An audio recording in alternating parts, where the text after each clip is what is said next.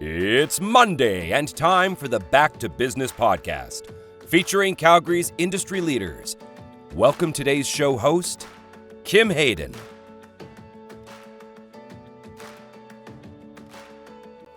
Our guest today is truly a legacy in the making. You may know him from football. You may know him from being a community leader.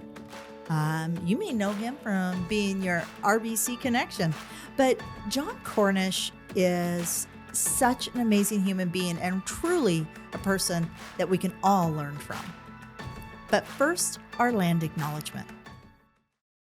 In the spirit of reconciliation, we acknowledge that we live, work, and play on the traditional territories of the Blackfoot Confederacy, Siksika, Ga'aina, Piikani, the Tsuut'ina, the E'ahe Nakota Nations, the Métis Nation Region 3, and all people who make their homes in the Treaty 7 region of southern Alberta. Welcome to the show, Jon. Super excited to have you here. Thanks for having me. I am, blown away, honestly. Our young professionals go up to 35 here, and you're not much older, and yet you seem to have an incredibly accomplished path. I'm not even going to say career because you have so many different variances within there. But I would love to start first with a little bit of background as to who is Jon. Yeah, that's a good question. I was told early in my time in life, when I'm in college, I set some records. I had a good relationship with my chancellor at the university. And he said, life isn't about what you do for yourself, Jon. It's about what you do for others. And so, you have your chancellor of the university, who I only had this relationship with because I was, setting records. When he said that, it sort of clicked in me that, maybe I should be focused on doing work for others. I started volunteering at the Habitat for Humanity while I was in Kansas, which led to some of the most rewarding experiences of my life, where you have somebody walk into their new home. They've never owned a home before, and this is theirs. Those kinds of experiences, I don't know if I'll ever equal. And so that stayed with me. I tried to keep giving back my time, building up my own career, so I was in a place where I could help others. That's sort of a summary of what I'm trying to do.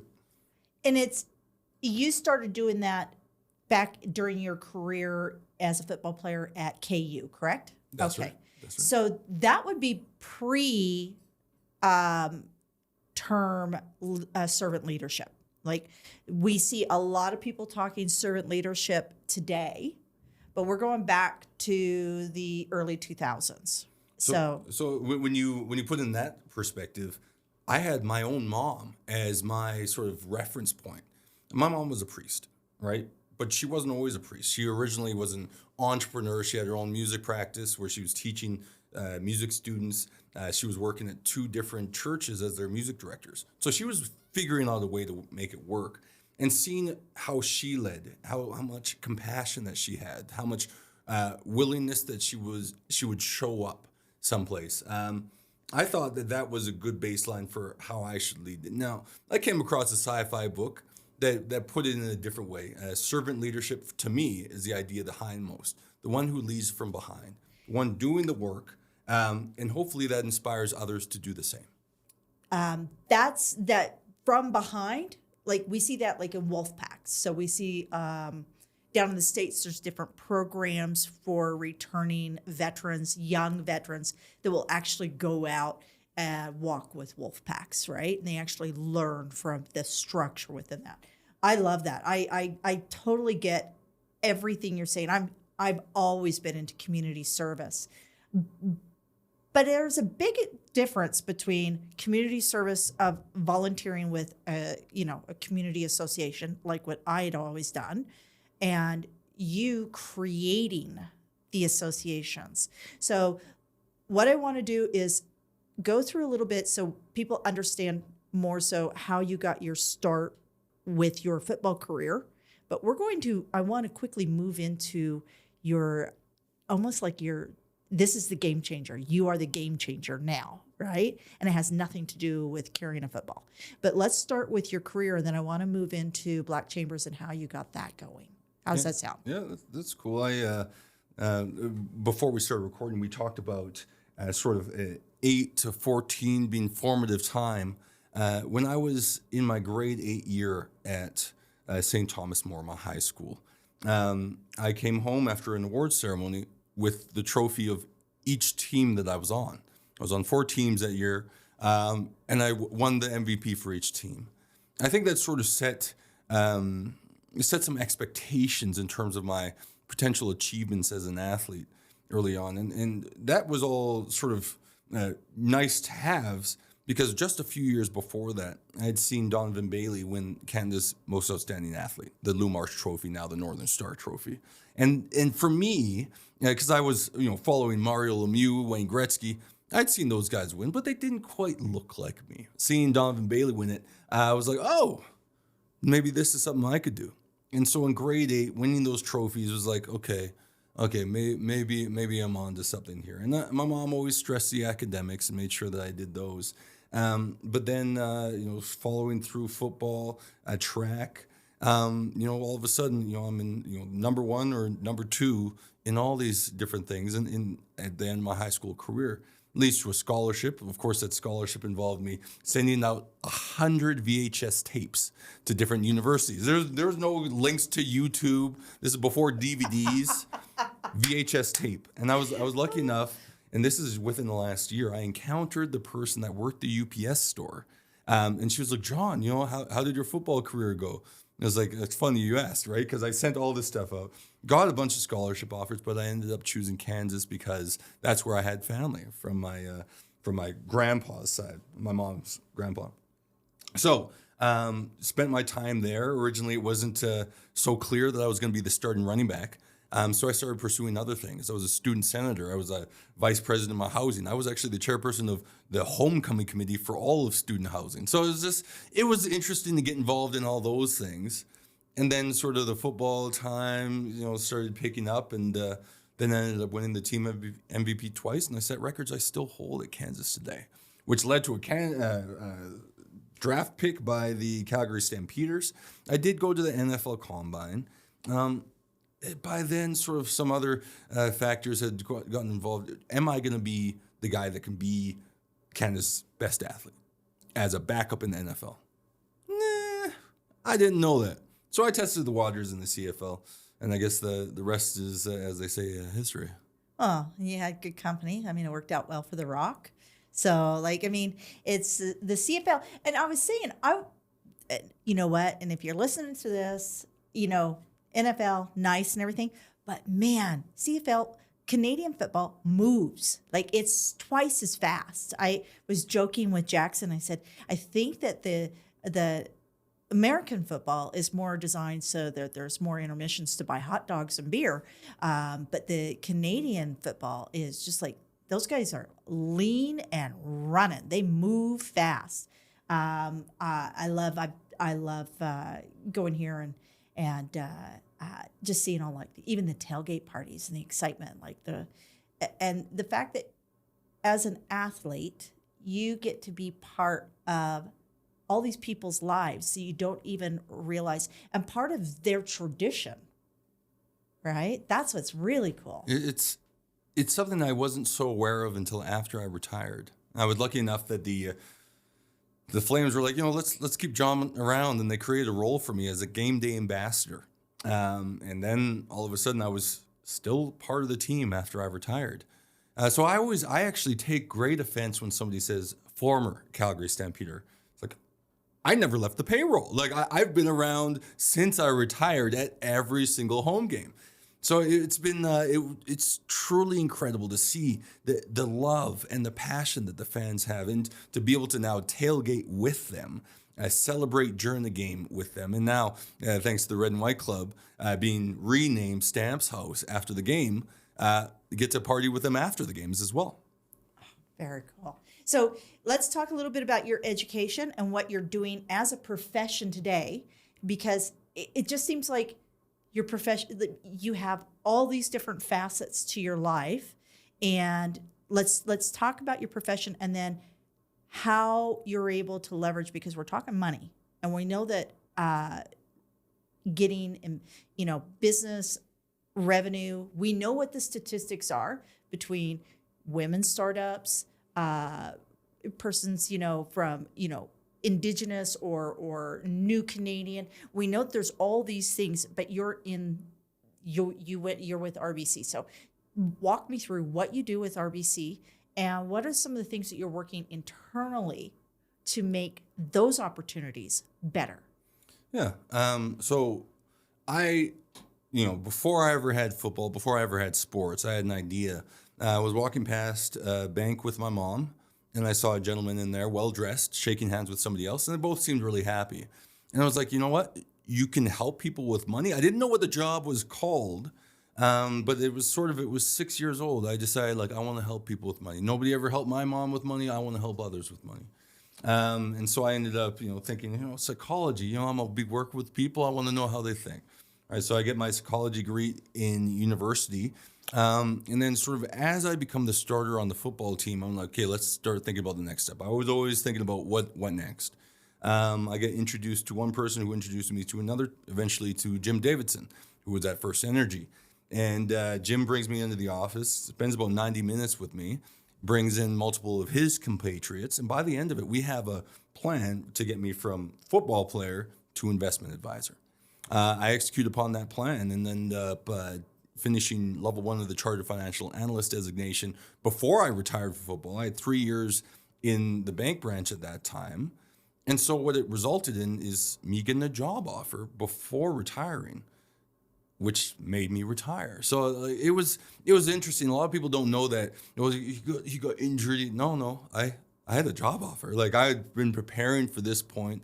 And honestly, I'm not sure how far you can go with your career after you win Canada's top athlete and then win the Grey Cup as the reigning Canada top athlete. It's hard to top that, I thought. It's kind of good it's a good policy to stop while you're at the top. Yeah, right? Nobody ever does. Yeah. But I thought that was a good place to call it. Go into the bank, and it was a little bit disoriented because I'd worn suits before, but I'd never worked in a suit before. I was 40 pounds heavier than I was now, and they didn't have my logins transferred over quite yet. So I had nothing to do on my first day. They tell me, hey, John, go unstaple these pieces of paper. And I'd stapled plenty of things in my life, but I'd never unstapled anything. So I was learning how to do that, struggling, starting to sweat a little bit. Did I retire too soon? Why did I do this? Should I go back? And then this person walks past. I was like, oh, what? Wow, she looks nice. And it turns out that person was my future wife. So then after that, I was like, yeah, I guess it won't be so bad sticking around here. So I had 3 years of experience managing wealth at TD Private Investment Council. I was really happy with that time. Very supportive atmosphere, and managing that much money. You learn the ins and outs of managing money. And then I thought, okay, maybe it's time for me to go off on my own. End up at Cumberland Private Wealth, and it's a small family office. And then I really got to understand the thought process of what I would consider high net worth individuals. And then RBC came a knocking after that due to a very interesting set of circumstances. I completed the Chartered Financial Analyst designation program, 4 years of investment experience and finishing all the tests. Some say the tests are some of the hardest tests in existence. Hardest test out there, yes. So that's all done. But then I get to the CFL Hall of Fame, the Canadian Football Hall of Fame, on the first ballot, and it blasts out that I had the CFA. So then RBC comes a knocking. So I was only at Cumberland for about 8 months, and now I've been running my practice with RBC. I'm going into my 5th year of that practice. Wow. What is that saying in Spider-Man? With great talent comes great responsibility. With great power comes great responsibility. And that's literally what is rolling through my head as you're speaking. And it's almost like this power has been within you from a small child. And in the fact that you are creating knowledge and insight into finances in a time where a lot of people are dealing with food scarcity and housing scarcity and financial scarcity. But it comes from seeing your mother and ensuring that nobody's mother is left behind. And I get this feeling that everything you do is related back to nobody gets left behind. I watched your interview on CBC this morning, and I love the initiative that you have launched with being the chancellor at U of C around the food scarcity challenges for our students, because we all know, I think, was it Virginia Woolf that said, if you are not, you cannot live well, love well, unless you're fed well, or something along those lines. And I still want to keep getting back to, there's so much here. I want to get back to Black Chambers because I know that they're hosted out of the CPC, the Cal Peak Club, and you have a partnership that you've been able to kind of work in that space and do everything. But I did watch the CBC thing and food. Does food relate back to your childhood, to your mother? Like, why is food for students important to you? You know, as much as money was tight, food was never really, you know, it was the 80s. You know, my mom was able to somehow raise us in the nicest part of New Westminster, Queen's Park area, which is now one of the nicest parts of Canada. Like it was, she did it. She had that tenacity and that grit. And I don't think we ever, like, you know, we didn't have the best food, but we were always fed. And then sort of to see sort of how my diet's changed. I intermittent fast. Food isn't part of my life in the daily measure at all. Like, I have a very different relationship with food. But to see other people not be able to have a normalized relationship with food, in that they don't know when they might eat, I pick up on that. And so it's actually funny. I've had a number of students meet me here at the Calgary Petroleum Club, and I do that specifically for a reason. You know, I make myself available, but they have to come downtown and show up, right? Cool. That's the give and take. But if they show up here, I'll buy them a meal. And that's because, you know, that level of food security, what am I going to eat today? That shouldn't be a question for our students. They should be, you know, how am I going to pass this test? You know, like, you know, what's my career going to look like? Those are pertinent questions for a student. I don't think food should be a pertinent question for a student. I was privileged in my time at University of Kansas. We had our training table, and so basically every meal was covered. It was never and so for me to think that you aren't getting enough food, okay, we have to do something about this. And so last year we had a food challenge, Senate versus the U Calgary alumni, to raise money and food for the student food bank. This year I was like, no, let's put some structure to this. We had to GoFundMe as the place we raised the money. So now we have an official University of Calgary endowment fund hosted donation like avenue, so that people can help address this concern. People are like, oh, why students, you should be working stuff. We had tuitions going up. We have rents skyrocketing, right? These things that used to be pretty straightforward with first student are no longer, and something has to give. Food seems like a place that gives, so let's try to rectify that. I 110% agree on ensuring that our future young professionals, so they have to get there, right? And yeah, that's I like I said, you were like an onion, and I just kept peeling back, and there's so much more. So, am I understanding correctly that you were part of founding the Black Chambers here in Calgary? I started it. Yeah. You did start it. Yeah, okay. I started the You Calgary started Black it. Chambers, yeah. Now, in bringing it to the Calgary Petroleum Club, why this location? What was it? Because you also just mentioned bringing students down here. What is it about having association to a space, a historic space like this, that is important? So let's go back to the people that nominated me to become a member. Ken King and Grant Bartlett, right? So Grant Bartlett, you know, one of the heroes of Calgary, I guess, you know, 30 plus companies started, you know, hundreds more supported. And then Ken King, the great Ken King from the president of the Calgary Flames. Seeing them gave me a leg up here, right? You know, John, you know, the best tip I'll give to anybody that's thinking about becoming a member, there's certain chairs in this building that have a special precedence over the others. And it's because from there, you can see anybody that comes and goes from the club, allowing you the opportunity to give your waves, acknowledgments, and importantly, building that network out. They taught me something simple like that. They brought me into the P Club, gave me an opportunity to be part of something like this, the history and sort of the vibrancy that this club has. And then in giving other people the opportunity to join the club or introduce them to the club, I'm just thinking about paying it forward. So when it comes to the Calgary Black Chambers, my wife, like I said, we were volunteering everywhere. She wanted to just do our own thing. And so that involved us looking for some data, and we identified that it was pretty dire straits to be a Black person in Calgary. So let's address this. So I ended up just running up to well-dressed Black people on the street and managed to convince them to show up. We had 55 people in the Petroleum Club down in the Renfrew Lounge. And we just shared our stories about what it was being Black in Calgary. And that provided sort of something to build a group around. Second meeting, we elected our first person from the outside. That was Chi Ilya Ndul, who is now the current president. And then after that, we set values. After that, we got our first real board going. And so that board is the group that we call the co-founders of the group.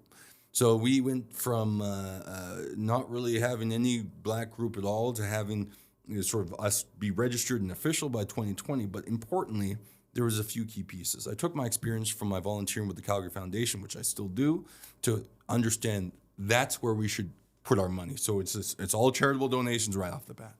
And then importantly, I thought mentorship was a big piece because I had so much support. I developed my own mentorship course off of some materials based on the internet, and we ended up receiving the Friends of Education Award for that mentorship course. We had 50, then 300 kids the next year go through the course.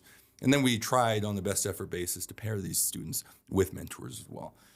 So that was really good. We got the Calgary Black Achievement Awards, of which we did the first one from my basement, and we did the second one here. We had 320 people. We had absolute capacity in the McMurray room, and it was an incredible event to have that many people together. Now it's big enough that it's being hosted at the TELUS Convention Center. So I thought it was nice to see how that went. But I think it was really predicated off of my understanding that, how to put pieces in place. And then media releases, I was certainly beneficial to, have my football background when we started this up. We had 3 front pages in the first 6 months of our existence, right? It was really supportive of the community news and stuff to do all that. And now that it's been rolling, once I became chancellor, I had to step back from any official duties related to it. But now that it still hosts its event, second Thursday of the month, same night as the members' social here. Yeah. It's I know. I see Chuck's. Chuck's he's been on the show also. Yeah. He's amazing. Yeah. And so he has similar kind of footsteps that you have in the sense of when you're looking at. He's in real estate, but he's in the financial space. His father's in the legal space. He's done football. He's from the States. He's done it's just a really interesting to see truly brilliant people, and you watch the different ages, right? So you're not there yet, but you're nearing 40, correct? So, and then we've got our young professionals, which are all kind of under that 32. That are in. And I love watching, you're absolutely right, the chairs, sitting in the chairs and watching the people come and go and seeing, our 60 and 70-year-olds, right? And then seeing our 25-year-olds that are they're eager. And I love that. Just to touch on that a little bit, I became a member of the club as a young professional. And honestly, within those first few months, just seeing the different people that come through now, rubbing shoulders with Stephen Harper. So, hey, Steve, how's it going? Or, former premiers here, current premiers, leaders of universities, leaders of businesses. You start to sort of pick up on a few things. These guys weren't acting like all this. And it allows you to be part of the business culture, even if you're just new to it. And I would say that one thing I've seen in basically the 10 years I've been a member of the club is just, it used to be that the old boys club. Yep. And it's just changed so much now. You see just women getting together at the club, colored folk getting together club. everybody. It's now an inclusive, diverse space, and it never was before. Well, and the members mixers, there's a real even kind of mix between entrepreneurial, because for a lot of entrepreneurs and small business owners, they don't tend to have the same level of education as people who are coming from corporate. However, they have an entirely different set of skills that are, they just, when we're looking at technologies and what's going on, kind of in the global market, right? So they're not as singularly focused as an individual who's in a corporate space. But it's really cool to see the conversation, because in this world that we're in now, we have to be omnipresent. We have to be aware of what's going on the other side. And I'm seeing that happen here at the Cal Peak Club. So, like I said, we could have a 2-hour conversation and still not touch everything. And you're only halfway through. This is what's crazy, is you're only halfway through. Halfway through what? Life. No, you're not even halfway. No. You know what I'm saying? You still have, this is only half of what you're going to accomplish. But no. A lot of people have problems with scale. Okay. Right? No, you're scaling, eh? No. Just in terms of ages, right? The person that lives to 200 has probably already been born at this point.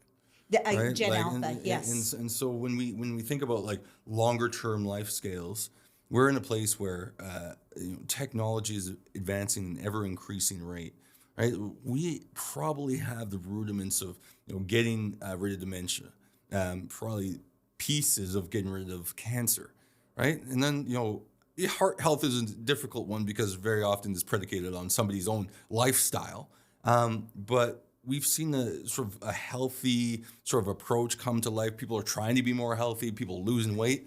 I think the average age is going to start ticking up here over the next 10 years.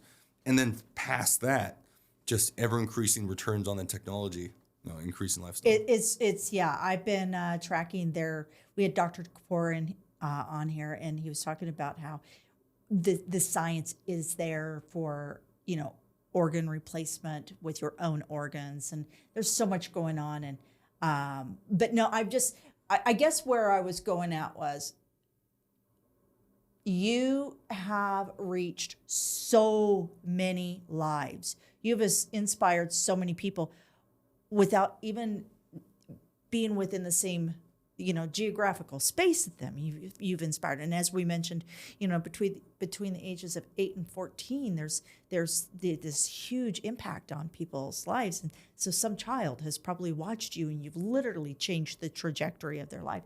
But you're not sitting still. That's where I was going at. It's like, if you've accomplished this much at such a young age, like what is the future hold? It's an interesting question, because I'm more concrete on this than I ever was. What does the future hold? Not much is actually. It's a weird response, right? I'm very happy in my role at RBC. I'm thinking that we're doing incredible things for our clients. So what more can be asked of me? And I think my wife put it succinctly as like, I want to live my life, man. Yeah. Like we did the all this volunteering. When I retired from football, my goal was to say yes to everything. And I succeeded in doing that for a number of years. Hence my wife saying, let's just do one thing. That became the Calgary Black Chambers. And then that gave me a platform to be considered for the chancellor role at the University of Calgary. Cool. But that's almost our entire relationship that we've been giving our time. And I think there's so much value in that. But at the same time, I also understand that, I'm a professional, right?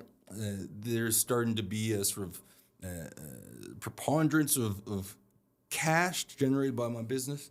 So I'm starting to think about how I can deploy that sort of from a foundational standpoint. I know there's 2 big pieces I want to make sure that are funded. I have, we're just about to get it across the finish line, the Cornish Scholars at the University of Calgary.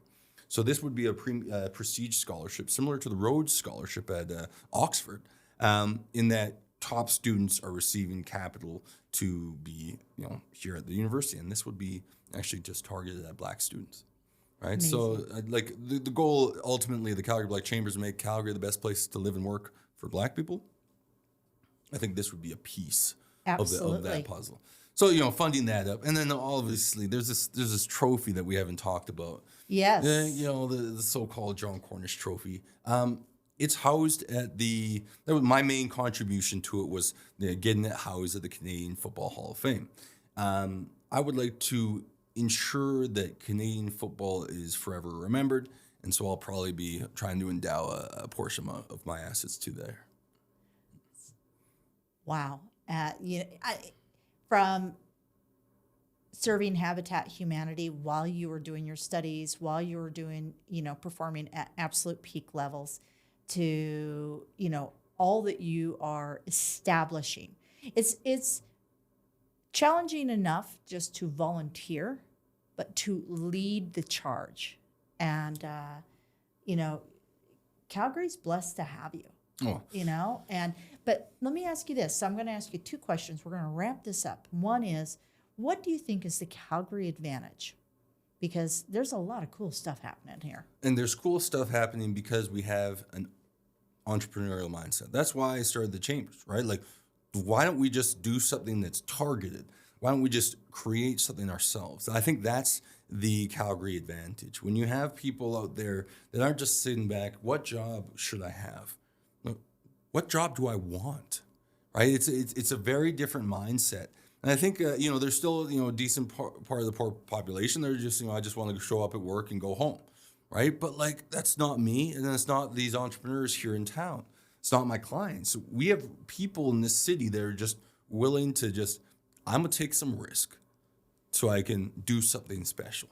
And I think that's the whole idea of it. Maybe we have good social support. Maybe have parents with capital that I had a football career that allowed me to explore different avenues. I think if anything, we have to really lean in on this. Really lean in on the idea that we're providing enough support so people can follow their dreams, and not just saying their jobs.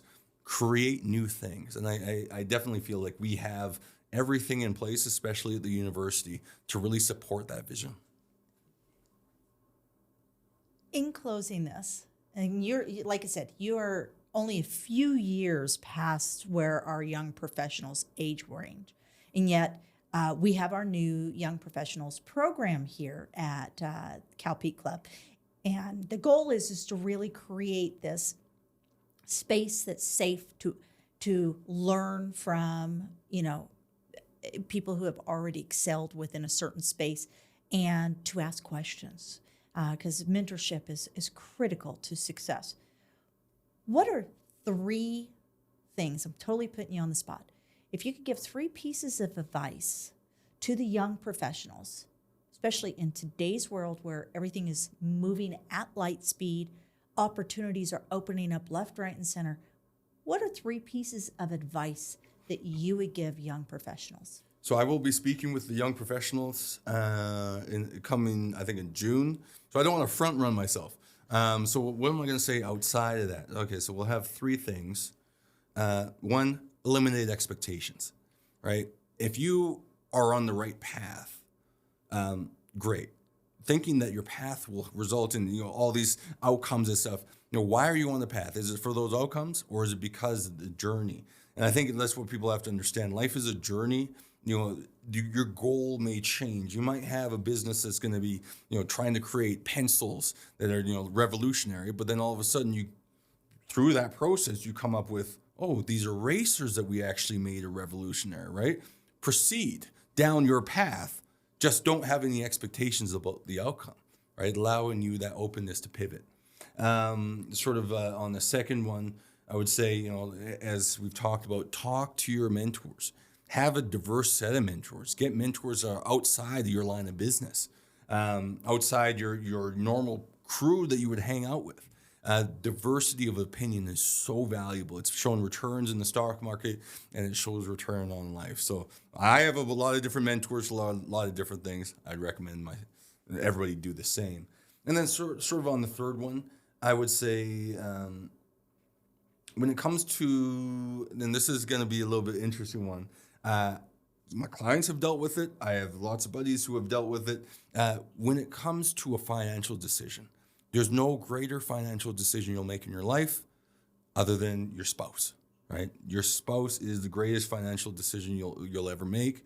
I think being on the same page with your spouse is so valuable, so important, that whoever that person is, whether you're single and you're going on your own or with somebody, you got to be on the same page. And that means, having those difficult discussions.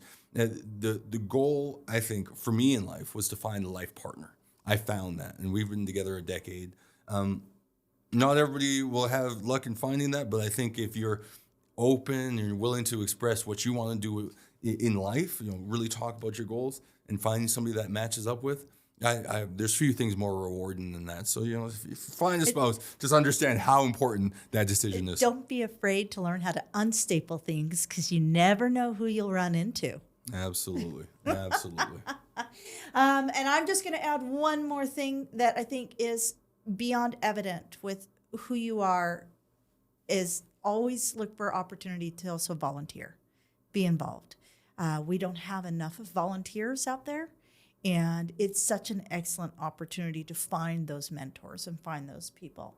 And speaking of volunteering, Jon, you're going to be speaking here for the Young Professionals program. So if you're a young professional out there, reach out to the club. It's not out of reach. It's not out of reach. I can promise you the club here has got open arms. They are so welcoming, and they want to see our next generation succeed.